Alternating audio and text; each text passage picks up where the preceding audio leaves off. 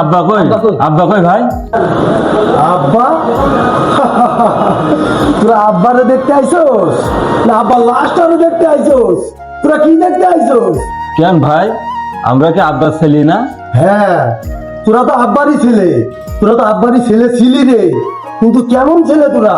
যতদিন আব্বা বেঁচে ছিল তোরা দুইটার একটাও তো খবর নিলি না, আর আজকে আব্বা মারা গেছে তাই আব্বারে দেখতে আইছস? বড় ভাই কি বললে, আব্বা মারা গেছে? হ্যাঁ, আব্বা মারা গেছে, আব্বা মারা গেছে। আব্বারে তোরাই মেরে ফেলেছিস। আব্বার জমি জায়গার জন্য তোরা যে পরিমাণ অপমান করেছিস, সেই অপমানের জ্বালা সহ্য না করতে পেরে আব্বা স্ট্রোক করে মারা গেছে। বলিস কি ভাই? আরে হ্যাঁ, তোদের মতো দুই কুলাঙ্গারকে মাথার ঘাম পায়ে ফেলে রোজগার করে আব্বা দীর্ঘদিন খাওয়াইছে, তোদের বড় করছে, এটা ছিল আব্বার বড় অপরাধ। আর আজকে সামান্য একটু জমি জায়গার জন্য তাকে এমন ভাবে অপমান করলি, সেই অপমানের জ্বালা সহ্য না করতে পেরে আব্বা মারাই গেল। আরে তোরা তো অভিনয়ও ভালো জানিস না, তোদের চোখে পানিও আসে না। বড় ভাই আমরা বিশাল ভুল করেছি বড় ভাই, তুমি একটু আব্বার কাছে নিয়ে যা বড় ভাই, তোর হাত দোকান ধরে একটু আব্বার কাছে নিয়ে যা বড় ভাই। আরে জীবিত বেলায় যখন আব্বার কাজে তোদের লাগেনি, আর মরার পরে আব্বার কাজে তোদের লাগবে না আশা করি। আমি একাই যথেষ্ট।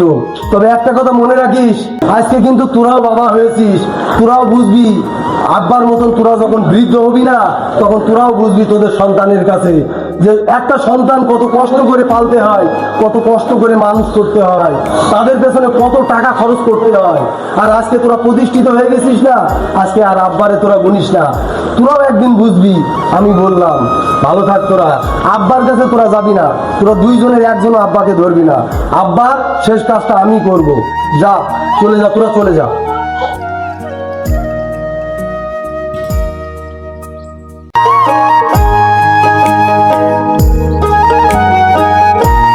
নাটকের অ্যাক্টিংটি করলাম, এটা সম্পূর্ণ কাল্পনিক একটা দৃশ্য।